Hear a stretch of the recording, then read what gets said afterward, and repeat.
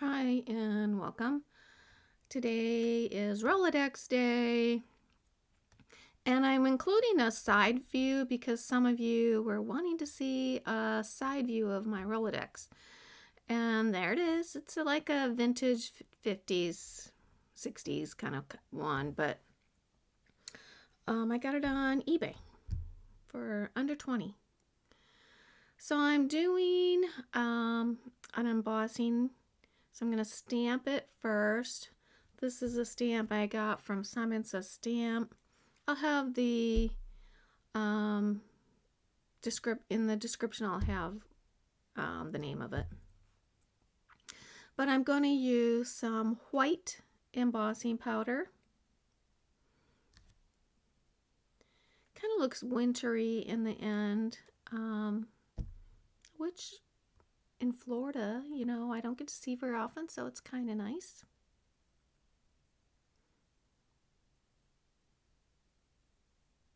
So I cut my cards on my Cricut. I was going to use all original cards, but they just are horrible paper, and it really limits me. I could really do not much more than collaging on them, and I didn't want to do that. So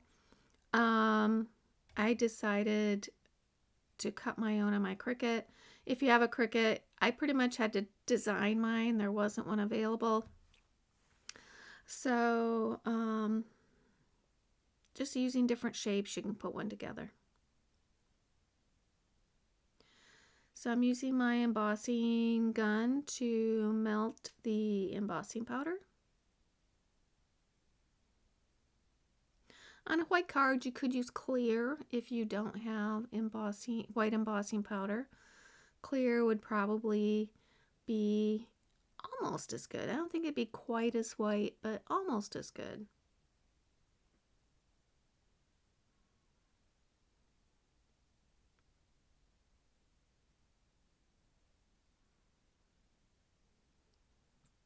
I'm going to start with speckled egg, and then I will add an edge and some tiny splatters of stormy sky.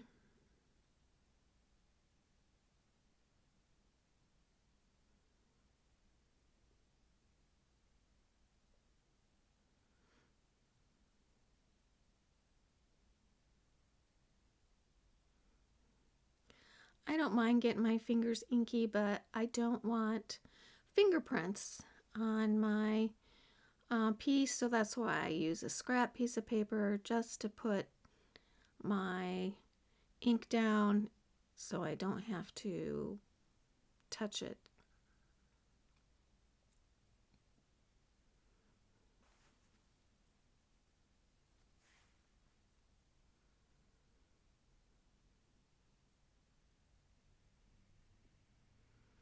So now the stormy sky around the edges.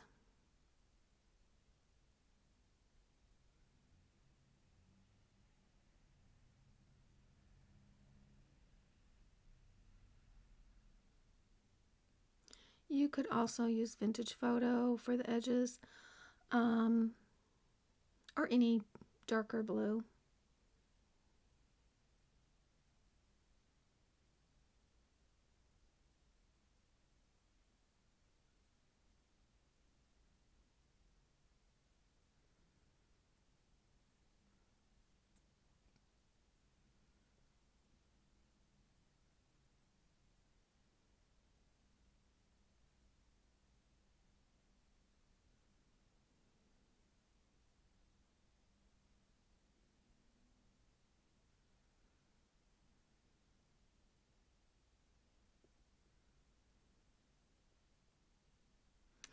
And here's where I'm going to splatter, and I'm using my fan brush to splatter because I don't want huge splatters.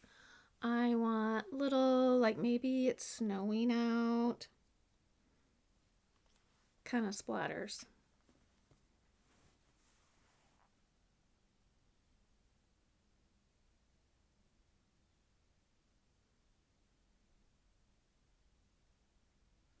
And I don't do a whole lot of them.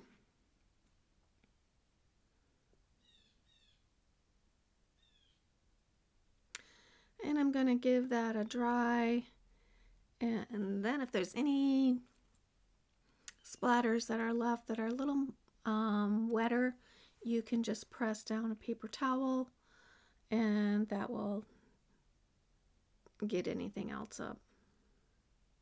Or you can sit and let it dry. I'm usually too impatient.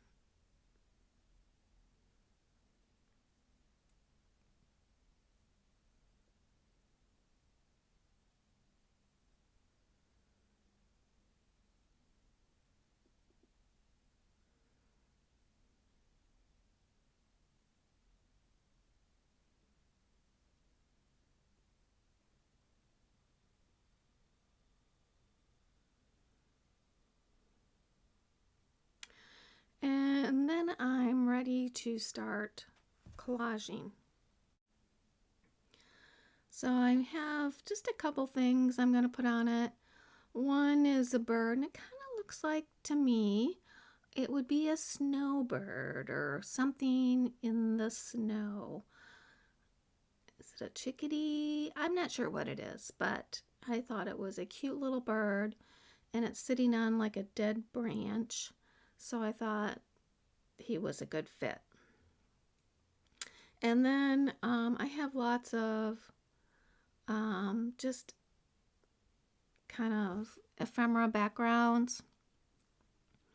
And some of them look like ledger pages and things. So when I have a small portion left, that's not really much to do anything, I usually will punch holes and use it for circles. And here I want to make sure he's in the right spot, and so I stick him to the bird and then put the bird down. I want the feet to go on either side of one of the Rolodex holes because I don't want his feet hanging through the Rolodex. Then they just get messed up. And I like to have something sticking up above or the sides of my Rolodex cards. I want it to look crazy when it's done, when it's full, like full of stuff. I'm going to stamp a couple things just in the open area. So I'm laying them down where I want them. These are from the Eccentric, I think. Yeah. Stamp collection. And maybe not. Maybe they're from... It'll be in the description. I'm using graphite. That's from Field Notes. These are from Field Notes. That one did not look like Eccentric. And I used Archival Graphite ink. And that's it. So he's just going to go in my Rolodex. I have some final pictures coming up. If you haven't subscribed, I invite you to. If you like these Rolodex items, give me a thumbs up or a comment. And stay tuned for the final pictures. And I'll see you next time.